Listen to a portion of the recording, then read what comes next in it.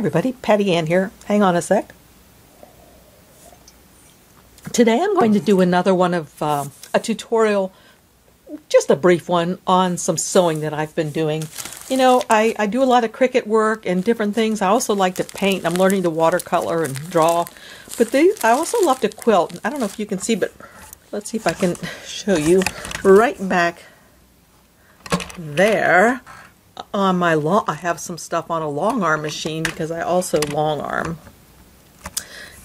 Anyway, today what I wanted to show you was something I just like to do for fun when I just need to do something mindless, and it's these things right here. They're just so much fun.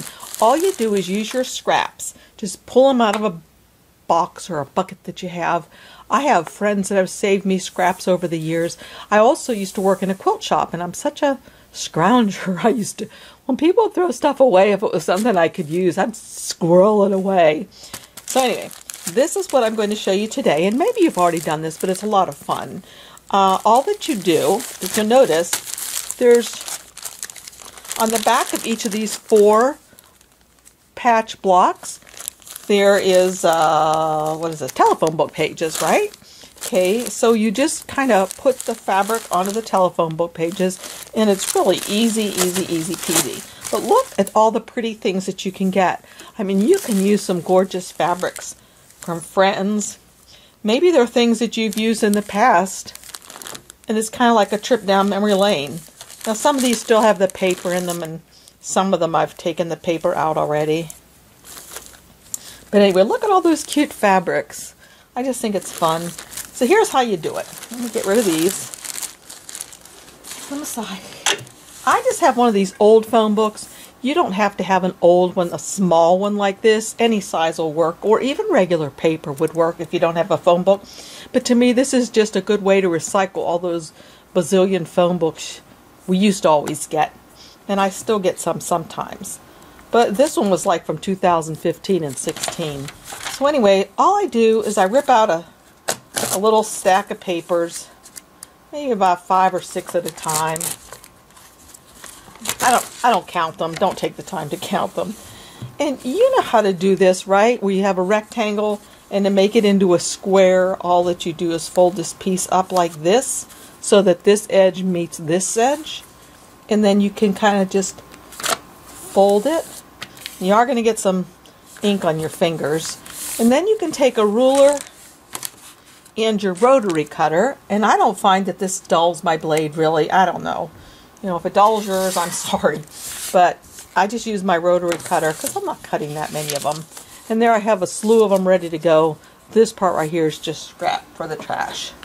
So what I do is I just keep a whole box of them right here ready for whenever I'm ready.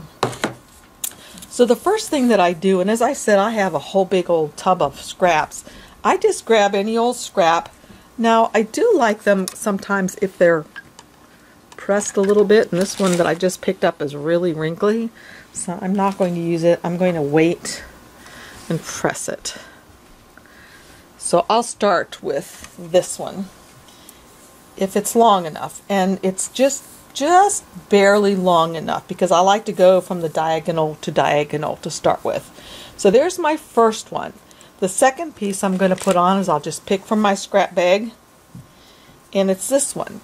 So I'm just going to put right sides together, and then I'm just going to come to my machine. Let me pull it a little closer to me, get my coffee mug out of the way before I end up wearing it. Pull my machine closer. And all I'm going to do is I'm going to sew a 1/4 inch seam. Hopefully you can see that. Just attach these 2 are right sides together on the paper, 1/4 inch seam right down. And I just line up the side of my presser foot, and if that's a 1/4 inch, that's what I go with. Sometimes I have the 1/4 inch foot on there, sometimes I don't. It doesn't really matter. So I just sew all the way down.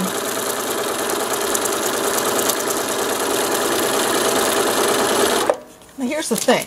If I wanted to, I could use all coordinating fabrics, and I actually could even just use fabrics from one line and cut them in different widths and just sew along. I do sometimes like to have them be different widths because I think it just adds to some fun. Oh dear, look at this one. Okay, I like to have a straight edge to go with a straight edge, so I'm going to go there to there. Right sides together again. Just bring it up here. Sew down here. And again, it's 1/4 of an inch. That one got a little bit off. It will be okay. Do this finger press. Now I just need a small piece over here for the triangle. I measure it up to make sure it's going to be long enough, and it is. So make sure that's straight, and put this on here. And I'll just show you this last one, and then I'll show you on another one what the next step is. Okay, so there I've done this side of the page, and then I would start and do this side. Okay, so I would just take a piece, and you can tell this is an old one from something, because look, it has, must have been a binding or something, I don't know. I don't recognize it, so somebody must have given it to me. But I could just put this one on here and then flip it and continue on. So here are a few that I have finished. This one's already been done and trimmed. This one is done, but I have not trimmed it, so is this one done and not trimmed. So to trim it, all I do is I take that same ruler that I was using, butt it up against the side of the telephone page, and just take my rotary cutter and cut,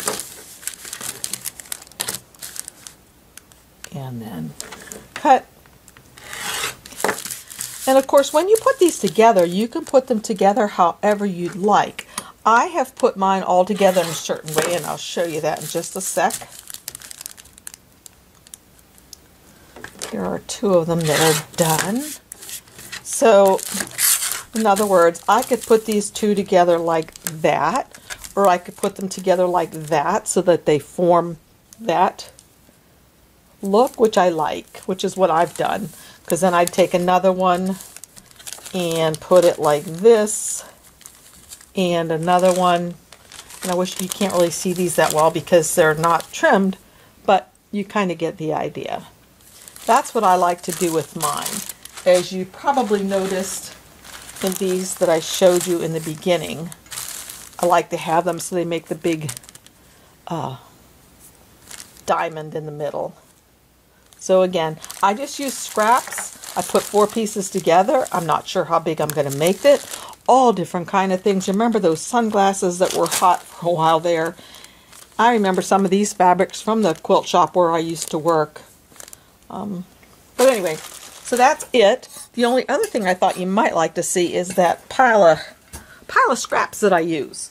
Let me get that for you real quick. It's rather heavy. So I got to get my wire out of the way. But this is my pile of scraps down here. Let's see if you can see. Gotta undo this. Okay, there's my big old tub of scraps. And as I said, I've been collecting for a while. Friends of mine collect for me. And when I worked at that quilt shop, I got a lot of scraps. But it's a lot of fun because you can just dig in here and don't even look. Oh, there's some more pages. This one was from 2014, 2015.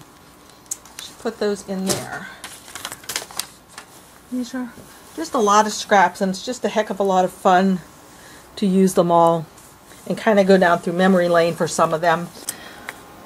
Okay, so one of the things I forgot to tell you too is that obviously you don't need to have any kind of fancy schmancy machine to be able to do this little project.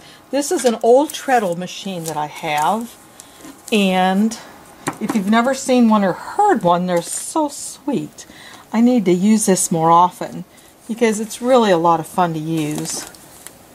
You can find treadle machines pretty easily, but lots of times what's missing is this plate right here, because it slides out and gets lost so easily, and they're sometimes hard to replace. But anyway, so I got to get it started with the flywheel. And then I just start my legs a-going. And it's as easy as that. And of course, there's no cutter. Whoops. I have to cut it, my threads manually. But anyway, maybe you can see, I don't know if you can see the stitch quality. It's really good. It's nice. So again, I would just do the same thing. Finger press, go on to my next color over here maybe this time. And if there were someone else here that could run the machine, I could show you how my feet go, but there is not. So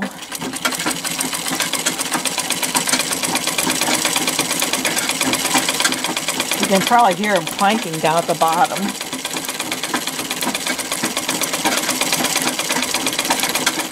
I just find it fascinating that I can do all this with no electricity. Isn't that cool? Yeah. Maybe I'm easily amused. Anyway, so I will show you down here if I can the little contraption that I do use with my feet. So this is what I do. I just do this. I have one foot in front and one in back, and I just like do that. And that's how you sew. That's it. So again, thanks. Bye, y'all.